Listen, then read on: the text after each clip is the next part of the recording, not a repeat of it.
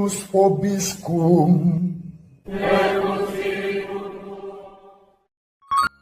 Sahabat peradaban kasih ekologis yang terkasih, selamat berjumpa dalam renungan harian bersama saya, Romo Alawis Budi Purnomo PR, melalui channel ini. Semoga panjenengan selalu sehat, tetap semangat tanpa sambat, dan selalu bahagia kebahagiaan yang bersumber dari Tuhan Allah kita. Mari kita awali perjumpaan kita dengan bersatu di dalam doa. In nomine Patris et Filii et Allah Bapa yang Maha Setia, Engkau mendidik kami melalui sabdamu. Semoga sabdamu itu menjadi penuntun langkah kami untuk melaksanakan kehendak-Mu. Semoga kami belajar dari Santo Matius yang terbuka menanggapi panggilan putramu untuk mengikuti dia dan mengalami keselamatan. Demi Kristus Tuhan dan pengantara kami yang hidup dan berkuasa bersama Diko dan Roh Kudus, Allah yang Maha Esa sepanjang segala masa. Amin. In nomine Patris et Filii et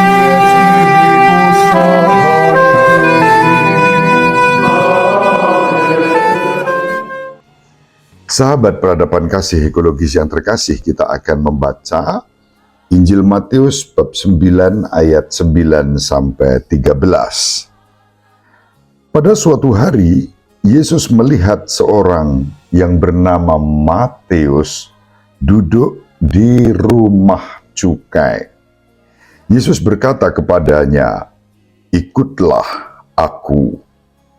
Matius segera berdiri dan mengikuti Yesus.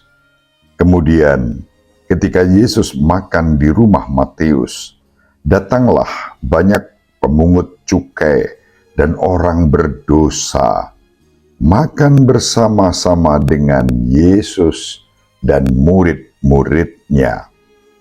Melihat itu, orang-orang Farisi berkata kepada murid-murid Yesus, "Mengapa gurumu makan bersama-sama dengan pemungut cukai dan orang berdosa?" Yesus mendengarnya dan berkata, "Bukan orang sehat yang memerlukan tabib, melainkan orang sakit. Pelajarilah arti sabda ini. Aku menginginkan belas kasihan, bukan persembahan. Aku datang bukannya untuk memanggil orang benar, melainkan orang berdosa." Demikianlah sabda Tuhan. Terpujilah Kristus. Sahabat peradaban kasih ekologis yang terkasih, perjumpaan Matius dengan Tuhan Yesus Kristus memiliki daya dampak yang luar biasa istimewa, dahsyat. Matius tidak menolak panggilan yang Tuhan berikan kepadanya. Ketika Yesus melihat dia yang sedang bekerja di rumah cukai, dan Yesus bersabda, "Ikutlah aku." Dikatakan dalam Injil, Matius segera pergi meninggalkan pekerjaannya itu dan segera mengikuti Yesus.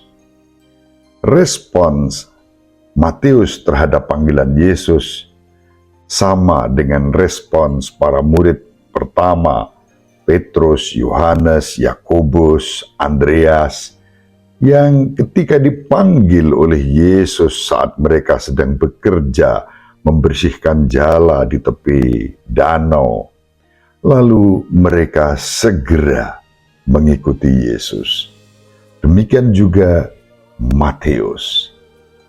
Sahabat peradaban kasih ekologis yang terkasih, pengalaman Matius ini bagi saya luar biasa. Secara lahiriah, orang menilai Matius itu tidak lebih dari seorang pendosa. Dia adalah pemungut cukai, dan dengan pekerjaannya itu, dia diberi stigma sebagai orang berdosa karena bersekongkol dengan kolonial Romawi yang menindas rakyat melalui cukai. Sahabat peradaban kasih ekologis yang terkasih, disitulah Santo Matius diberi stigma sebagai orang berdosa secara lahiriah. Bisa jadi kerangka yang disampaikan oleh Nabi Amos dalam konteks keadilan dan ketidakadilan, penindasan dan pemerasan, itu yang dialami oleh Matius sebagai pemungut cukai. Dia melakukan dosa-dosa yang disebutkan oleh Nabi Amos. Menunggu hari Sabat berakhir agar dapat menghasilkan uang dengan cara memeras melalui cukai.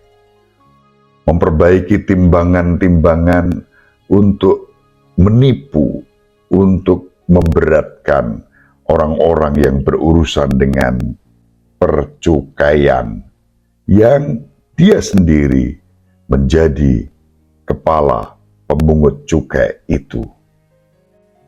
Sahabat peradaban kasih ekologis yang terkasih. Namun faktanya, sejak perjumpaannya dengan Tuhan Yesus Kristus, hati Matius terbuka terhadap pergerakan kasih karunia Tuhan yang dinyatakan kepadanya. Matius tidak membiarkan kesempatan itu berlalu begitu saja. Dia merespons dengan segera, dan di situ juga tampak kerelaan dan kemurahan hatinya untuk menanggung segala resiko yang harus dihadapinya. Apa risikonya? Bisa jadi sebagai kepala pemungut cukai, dia harus berhadapan dengan Petrus, Andreas, Yohanes, Yakobus, para nelayan yang mungkin masih punya hutang dalam arti tertentu, beban-beban pajak, bea cukai yang belum terbayarkan karena berhadapan dengan Matius, dunia percukaian tadi. Bisa jadi ada resistensi di antara para murid sebelumnya. Mereka akan bertanya-tanya, loh bagaimana Tuhan ini memanggil Matius sebagai pemungut cukai yang jelas-jelas itu bersekongkol dengan kolonial Romawi dan menindas rakyat. Kok ia dipanggil dan bertemu dengan kita? Kita masih punya beban-beban belum terlunaskan dalam urusan dengan Matius. Tidak enak.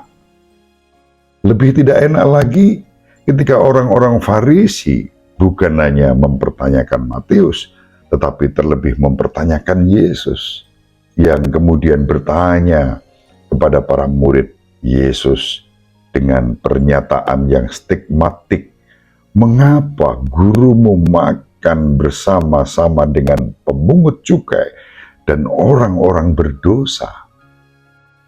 Sahabat peradaban kasih ekologis yang terkasih, disinilah kita berjumpa dengan Yesus yang menghadirkan wajah kerahiman Allah.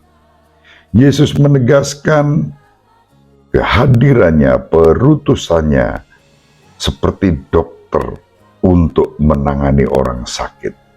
Bukan orang sehat yang memerlukan tabib, tetapi orang sakit. Bukan orang benar, atau dalam arti ini orang yang merasa diri benar, yang memerlukan belas kasih. Justru orang-orang berdosa seperti Matius, seperti kita, itulah yang dicari oleh Yesus. Semoga bermanfaat. Ibu Maria dan Bapak Yosef selalu mendoakan kita. Semoga panjenengan semua sahabat peradaban kasih ekologis yang terkasih dibimbing, dilindungi, dan diberkati oleh Allah yang Maha Kuasa, Bapa dan Putra dan Roh Kudus. Amin. Terima kasih, salam sehat, tetap semangat tanpa sambat, dan selalu bahagia, kebahagiaan yang bersumber dari Tuhan Allah kita. Salve, shalom, salam sejahtera, berkah dalam. Sahabat peradaban kasih yang terkasih, sampai jumpa pada episode berikutnya. Terima kasih atas kebersamaan kita. Salam peradaban kasih ekologis, berkah dalam.